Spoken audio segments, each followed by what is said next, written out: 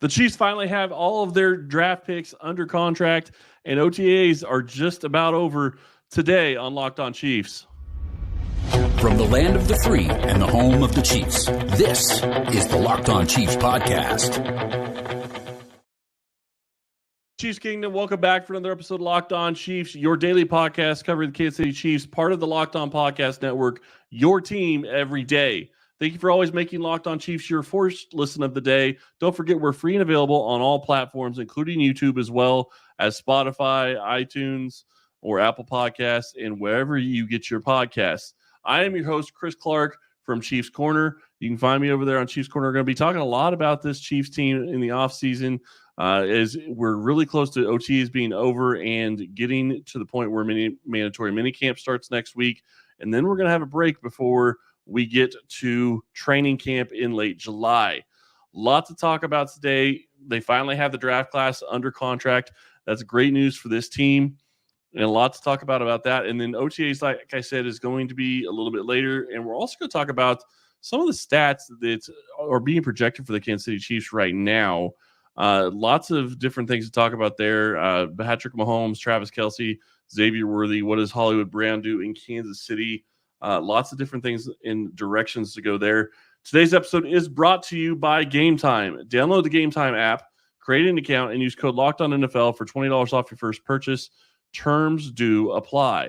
While it's not official on the transaction report for the NFL, it will be official tomorrow. It is being reported Xavier Worthy has signed his contract with the Chiefs. He is under a 4-year deal with the Chiefs, $13.79 million. With a $6.849 million signing bonus. He obviously will have a 5th-year option. This now puts all of the Chiefs rookies under contract, and this leaves the team in a pretty good position when we start looking at their salary cap. Right now, before this move is official, they have $17.2 million in salary cap space. That's a lot more than they usually carry into this part of the season. Obviously, that's going to change a little bit when you start getting into Worthy being signed, and this also does not include, I believe, this does not include Suamataia either. So you're looking at a situation where that will change very soon.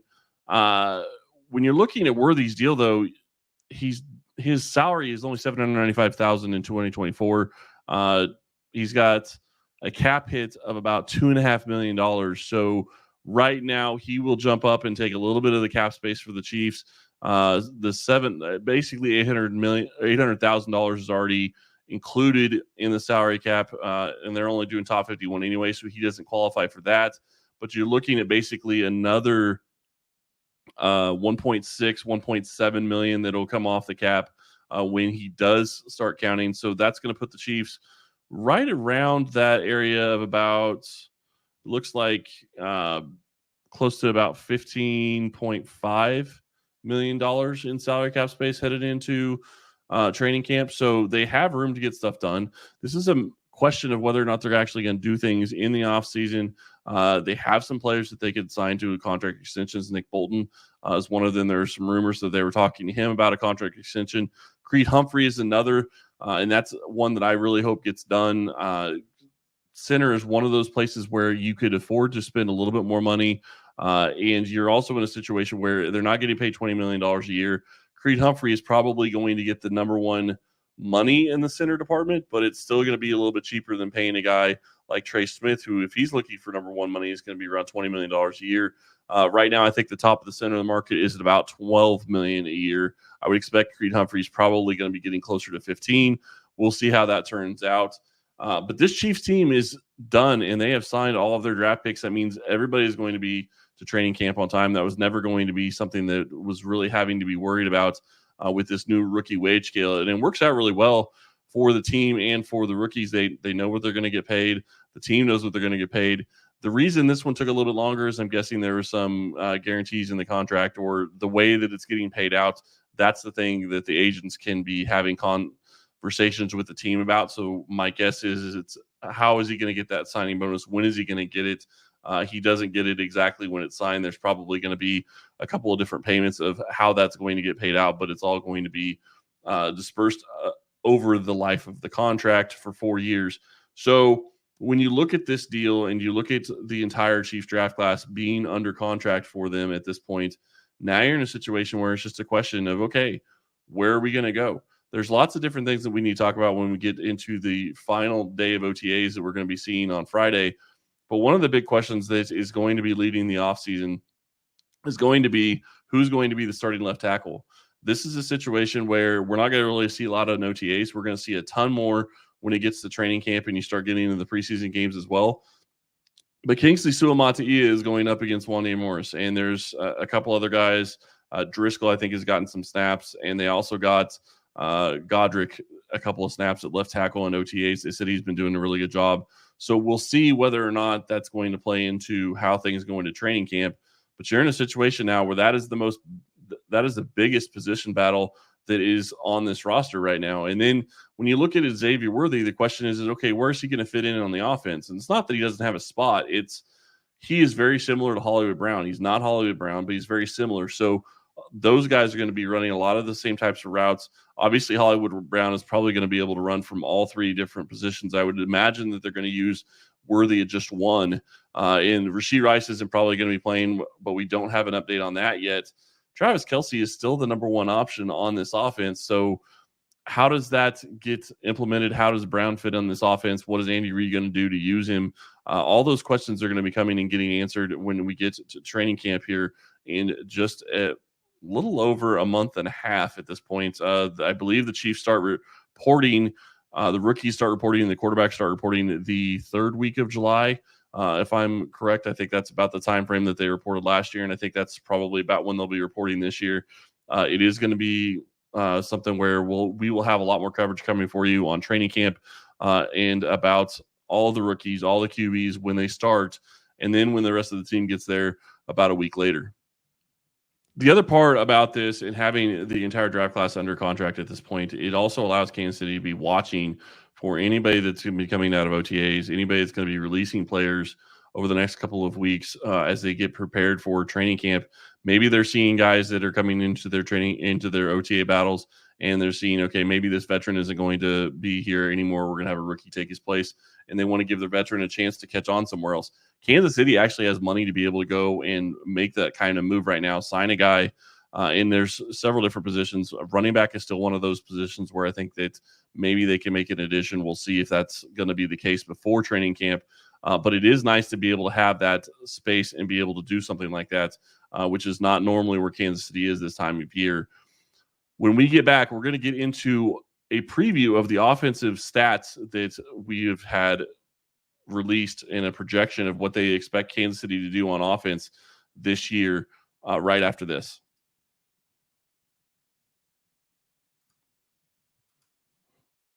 This segment is brought to you by our sponsor, BetterHelp.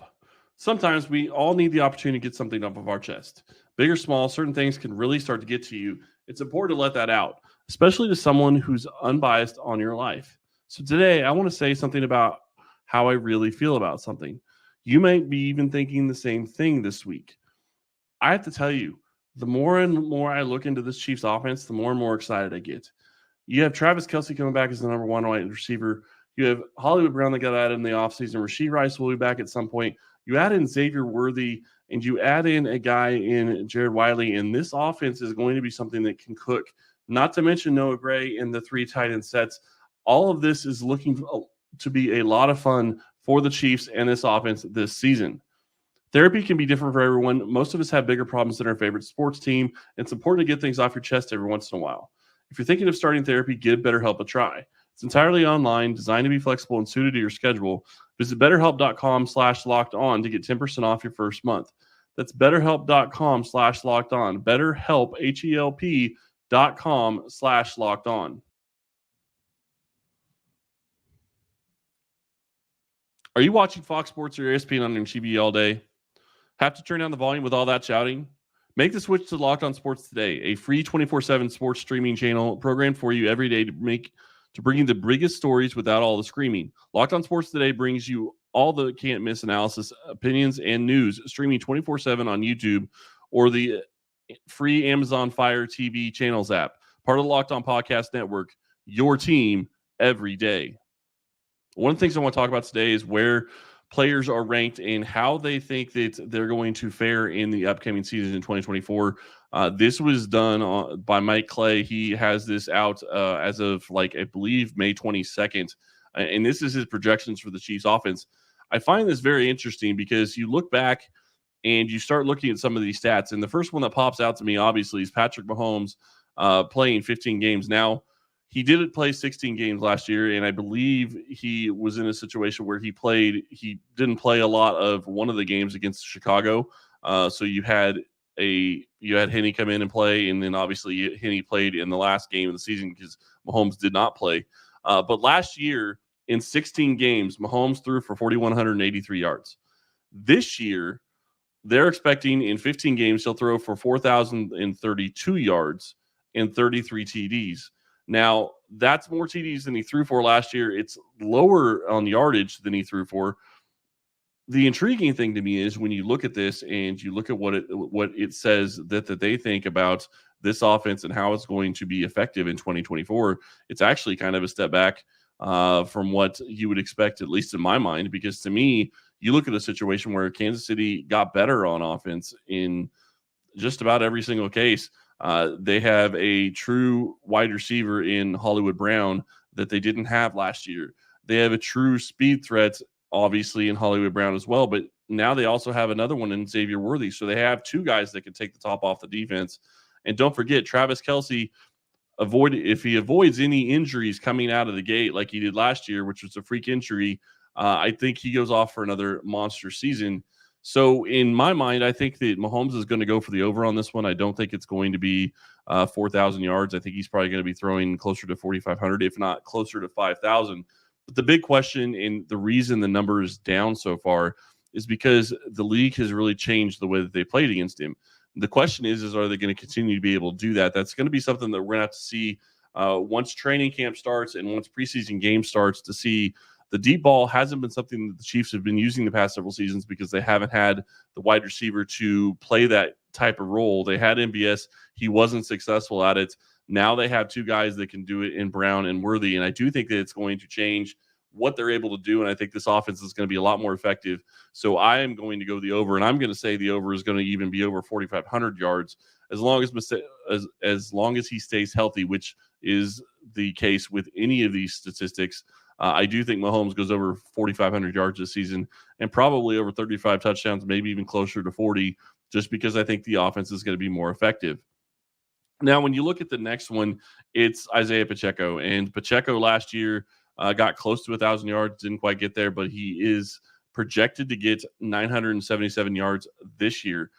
Is he going to get there? I think he can. I think when you look at the running back room and you look at Pacheco's growth, I think that's where this is a little bit lower than I would expect. I think Pacheco could challenge for over 1,100 yards on the ground this year. The running game, I think, is going to be more important for Kansas City to establish, and you're going to have a passing game that can actually attack. So I do think that between the ability of the passing game to attack down the field and open up running lanes, you're going to see smaller boxes than you've seen in the past several years for the Chiefs, and Pacheco can take advantage of that. And he's already started to get to a point where he's closer to a third down back, and he can be a 3-down back for this team. So I do think that he'll get more carries. I do think he hits over the 1,000-yard mark, and I think that that's going to be something that will happen this season, even though it hasn't happened the past two. First year, he kind of was, he was the number one guy, but he was really sharing the load.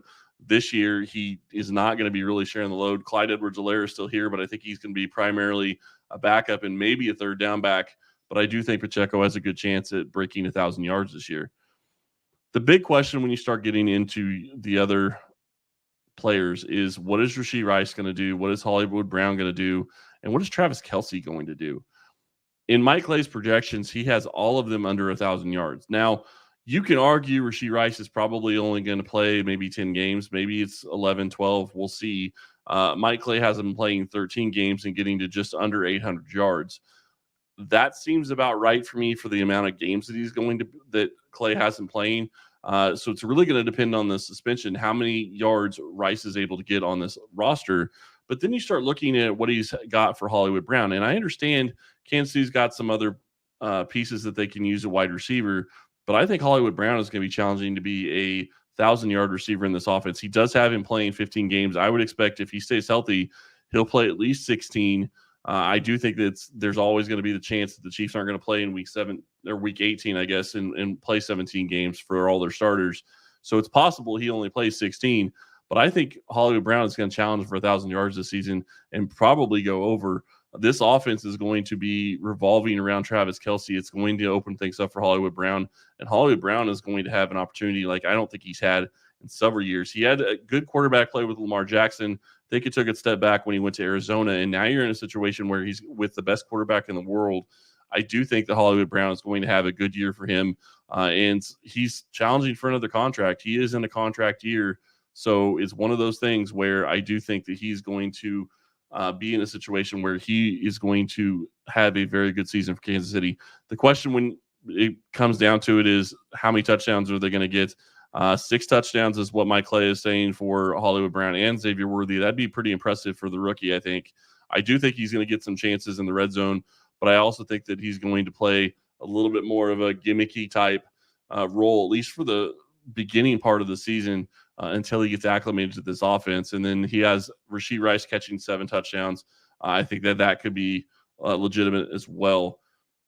But the biggest one of all, and the one that everybody is that I'm going to focus on, obviously, I already talked about Mahomes. I think he's going to do better than his projection. I think Pacheco will do better than his. I think the receiving projections are probably closer to accurate other than Hollywood Brown.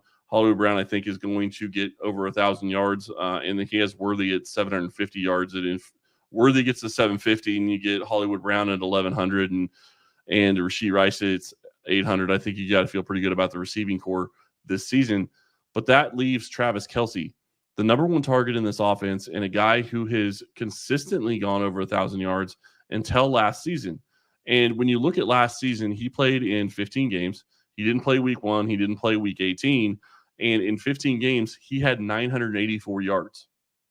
I think if he stays healthy this year, I think he's easily over 1,000 yards again. He did lose a step to an extent last season, but I think it had more to do with the injury than it really had to do with his age.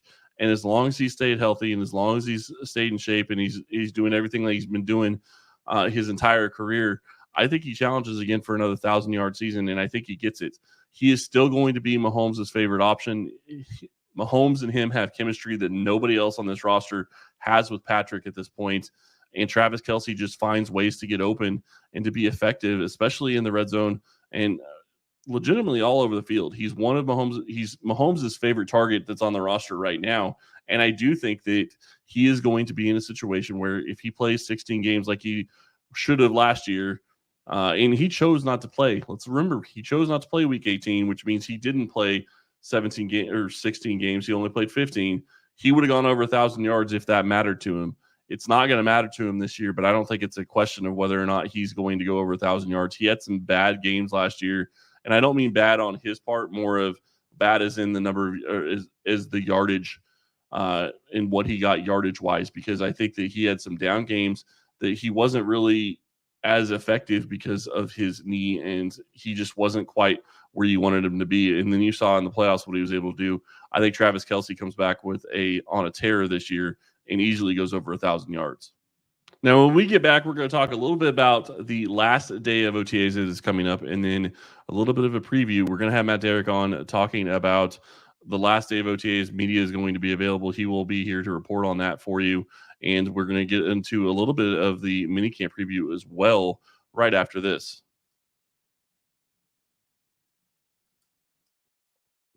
Gametime makes getting NBA Finals tickets even easier and faster.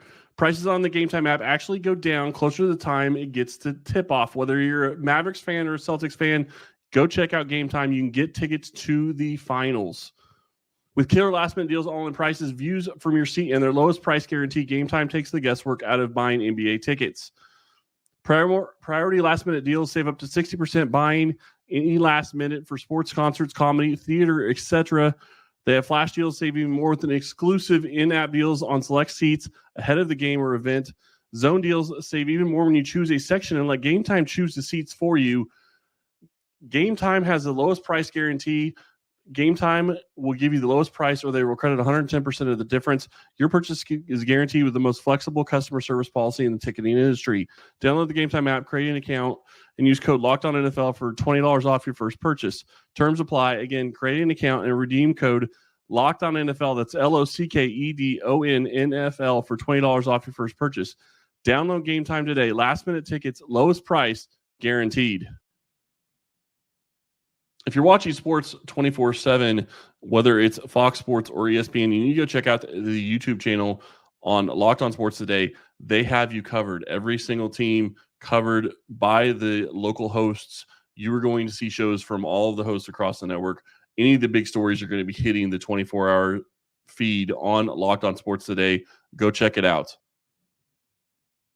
By the time you're listening to this or watching this, it's possible that they will have already started the final day of OTAs. And Matt Derrick is going to be there. We're going to be talking to him, and we're going to get some inside information on what he sees at OTAs. And there's a lot that I'm very curious about. Let's just get started, and we'll talk. I already kind of mentioned, who is getting most of the snaps from Sua Mataia or Wanya Morris or any of the other guys at left tackle. Who is that guy that the Chiefs have settled on, or at least are giving most of the snaps to at this point when you have media availability? And then you're also looking at what is Xavier Worthy practicing? That's the first question. He's been held out with a hamstring injury, and it sounds like from what Mahomes said, they're being extremely overly cautious. They want to get him 100% healthy. They want him to be available for probably minicamp would be my guess, although it could be that they're looking at just making sure that he doesn't have a severe hamstring issue that would hold him out of training camp, although that would have to be a pretty big injury. In this situation, I mean, what is Xavier Worthy doing if he is on the field? How is that going to play out? Where is he coming in? Where is he looking at in snaps wise? Because you're looking at a guy in Hollywood Brown who's going to be probably the number one technical wide receiver. And then you have Rashee Rice, who I'm sure is probably one or two in the wide receiver room. And then you get to a point where you have guys that have been there before: Sky Moore, Justin Watson, Kadarius Toney.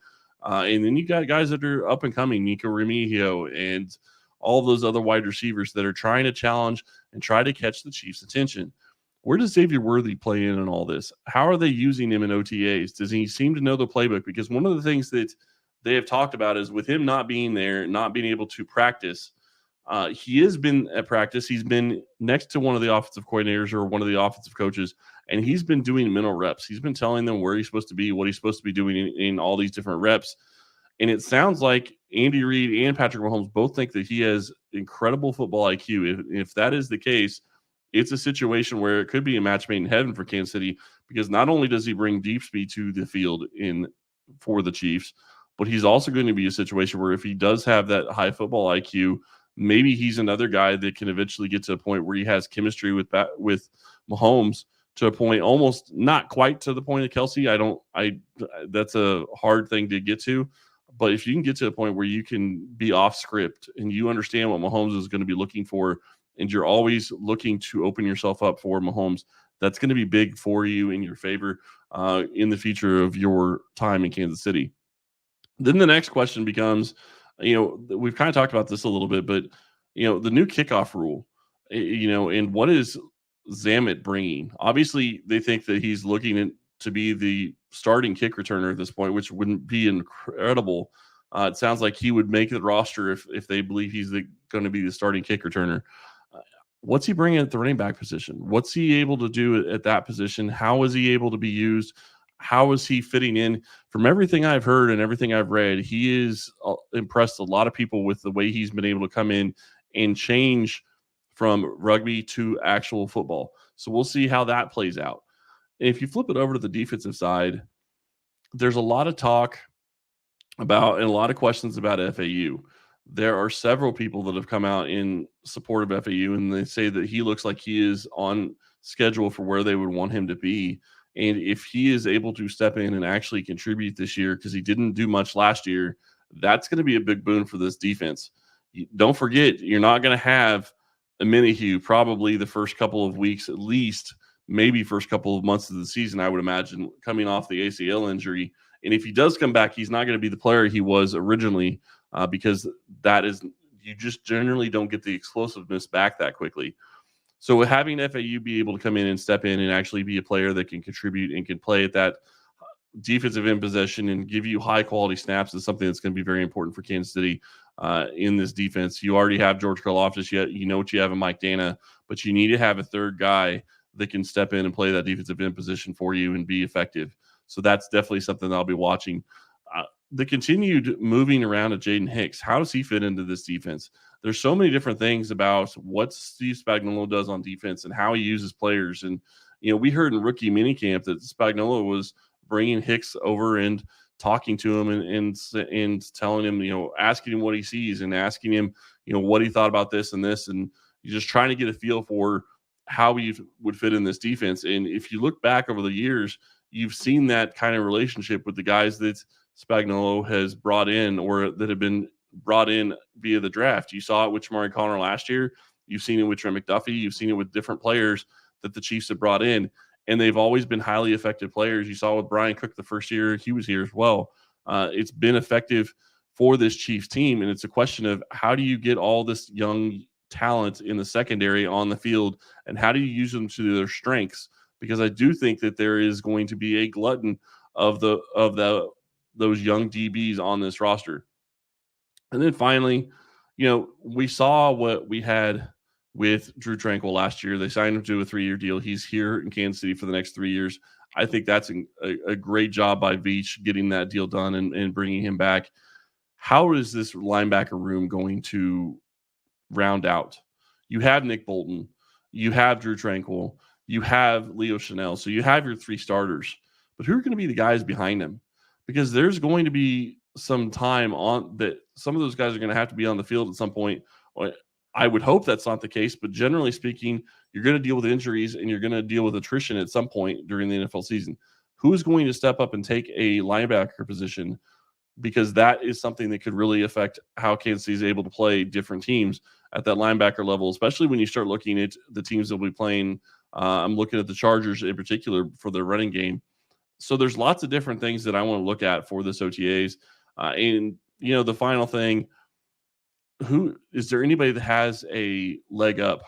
And I say that kind of tongue in cheek when you talk about the punting job. I know it's not something that a ton of people pay attention to, but it is curious to me. You have a guy that, Ariza that came in and has a monster leg. How's he handling the punting duties? Is Recco going to be a guy that could be, challenging you for a position? There are different things that are going to play into that. Not just punting. If the punting is about similar, you need to watch also who has the experience holding, because don't forget the punter is generally going to be the guy that's going to be holding for extra points and field goals. So that's going to be something to watch as well. A lot more to talk about tomorrow when we have Matt Derrick here and we talk about what happened in OTAs. Looking forward to that. And then next week, we're going to switch over and we're going to start talking about minicamp. Minicamp is going to be mandatory. Minicamp is next week. It's 3 days. Looking forward to that. And then it's basically off for almost a month, a little over a month before the Chiefs start reporting for training camp.